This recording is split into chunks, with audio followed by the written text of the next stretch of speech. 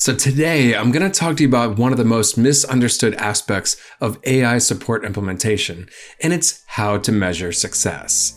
We're in a technological shift of understanding how AI chatbots should be used within our customers' experience and measuring the right metrics for AI to succeed.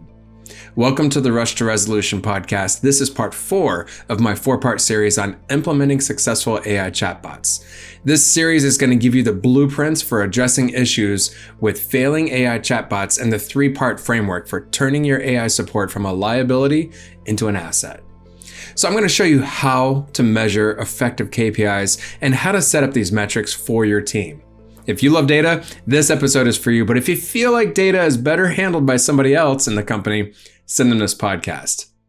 All right, so let's look at the traditional AI metrics that most companies are currently measuring. First is deflection rate, which is the percentage of conversations that never get escalated to a human. Second, conversation volume, which is the number of chats that AI chatbots handles. Third, average handle time, how long the conversation lasts with an AI chatbot. And then last is cost savings, calculated based on agent time saved. So the main thing to note about these 4 metrics is that they measure efficiency, not effectiveness. Actually, 3 of these metrics are the way that we measure human efficiency. So you can't measure the true success of AI chatbots by only measuring efficiency. You have to balance success by including effectiveness. So I want to make sure you hear me right. I'm not saying you should not be focused on efficiency metrics. That's just one piece of the pizza pie. Only a couple of years ago, AI chatbots were viewed as a way to reduce headcount and reduce conversation volume. While only focused on these efficiency metrics, performance looked great, while customer feedback looked kind of like, I spent 20 minutes with the bot going in circles before giving up. It answered my question but gave me the wrong solution. I had to contact support 3 separate times to solve one issue. According to efficiency metrics, all of these were successful AI interactions because they didn't reach a human agent. But they were terrible customer experiences, and you might even have been this customer in the same scenario with a product or a service. While you, as a customer, never reached a human, your AI interaction turned into a higher percentage of deflection. So what is it that we should also be measuring? Here are the 3 metrics that tell you how your AI is creating value. First, contact resolution rate measures whether the customer's issue was actually solved in a single interaction, not just whether they gave up trying. So let's look at this from a customer's perspective. You're the customer. If you're running into an issue and you have 5 minutes to work on this and you contact support, but the AI chatbot didn't give you an answer, you actually have to block off time to revisit that chat later to try and solve the problem that you're facing. First contact resolution, or FCR, shows when customer support is effective while efficient to your customer. So how do you measure AI FCR? There are a couple of different pieces of data that need to be addressed first. The very first one is you need to track unique customer identifiers across all channels. So the only way pulling data for FCR will work is if you start by ensuring your customer data is unified by tracking unique IDs across all channels. So let's say that I am customer 1234. If I call support, if I use the chat, if I email a support ticket, ensure that every software is connected so that I show up in your CRM as customer 1234. If your channels are not connected, you won't be able to measure many metrics on effectiveness. The second one, you want to look for repeat contacts within a 7-day window after AI interactions. By collecting all phone, chat, emails, and other points of contact into the same CRM, you should be able to look for repeat contacts within a time frame of 1 week. There may be a few instances where customers are contacting about different things, while it's generally a low percentage. So what is the formula for FCR? While FCR calculations aren't stock reporting functions in Intercom, Zendesk, or others, you should be able to pull this data with Zapier, Make, N8N, and calculate it in a spreadsheet or a data visualization tool. So I'll go ahead and explain this formula while I have this more in depth in my blog post. Pull the total AI conversations in a 7-day window. Subtract repeat contacts during that time period. Then take the number divided by total AI conversations. This will give you your first contact resolution rate. FCR matters because it reveals whether your AI is actually solving problems or just deflecting them temporarily. Next is customer effort score, which measures how hard customers had to work to get their issue resolved. This is a survey response after the conversation, so this would be replacing a CSAT survey. We're moving into a new culture of measuring success while leveraging AI chatbots, which means that we need to reconsider outdated measurements like CSAT. Generally, only about 15% of customers provide CSAT feedback, and this metric has been elevated on a pedestal as customer support's gold standard for measuring success. It's time to measure something more effective. So what's different between CSAT and CES? Well, CSAT questions are worded like, rate your conversation. How satisfied were you with the support you received today? Was the issue resolved? Even though it was easy for the customer to get the right answer, to receive a refund, to make an adjustment to their account, the customer might still be a little salty that they had to contact support in the first place, or that they had to talk to AI, and then unfortunately the AI or the human agent received a negative CSAT score. CES questions trigger a different psychological response because the focus is on a distinct aspect of the customer's experience, engaging different cognitive and emotional processes.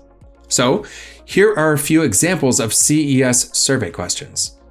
How easy was it to resolve your issue? How simple was the process to address your concern with our support team? Did you find it easy to navigate our support process to resolve your issue? So, how do you implement CES or customer effort score? First, you want to set up a single question survey after AI interactions. Set up automatic triggers to survey customers post-conversation if it's not already built into your software. Segment results by issue type and conversation length. If your customer conversation platform doesn't allow for a customized CSAT question, meaning repurposing the CSAT score into a CES score, consider using a third-party system and test these results for at least 2 quarters. Something to note, I've seen surveys where people maintain their customer satisfaction survey followed by the customer effort score survey. The thought behind this is if they answer one, they might be willing to answer 2 surveys. But remember that I mentioned earlier, on average, 15% of people will fill out a survey, a CSAT survey. The number drastically reduces when you prompt a second question. Also, because the question, the CES question is different, it will prompt a different response because they're used to saying, did we solve your problem? So this will be a little bit different for folks. So if you have the chance to ask one question, figure out which is more important to you that will also offer you better data that shows you a great customer experience. Reducing customer effort is the single biggest driver of customer loyalty. Measure effectiveness and discover if customers are finding your AI support to be difficult to use. I have a separate podcast dedicated to the 5 reasons customer effort score is the survey you should be using. The last metric that I'm going to share today is sentiment score. Analyzing sentiment changes help you measure how customer emotions shift from the beginning to the end of an AI interaction. This means it's predicting the customer's intent for reaching out to support, analyzing the tone in their language, and then assessing their sentiment throughout the conversation. So, how do you implement a sentiment score? Many customer platforms natively have this feature now, such as Zendesk, Help Scout, Gorgeous. Also, Amazon developed a sentiment calculation called Comprehend.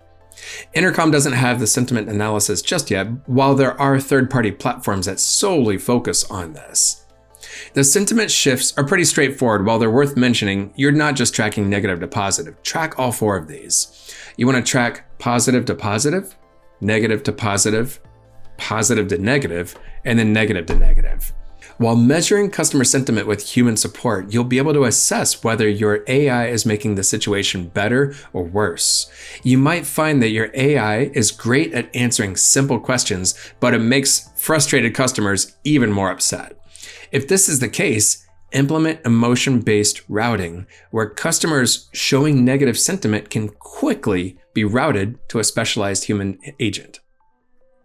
All right, so let's recap what we covered. Traditional AI metrics like deflection rate, conversation volume, average handle time, and cost savings only measure efficiency. However, you can't measure the true success of AI chatbots by only measuring efficiency. You have to balance success by including effectiveness.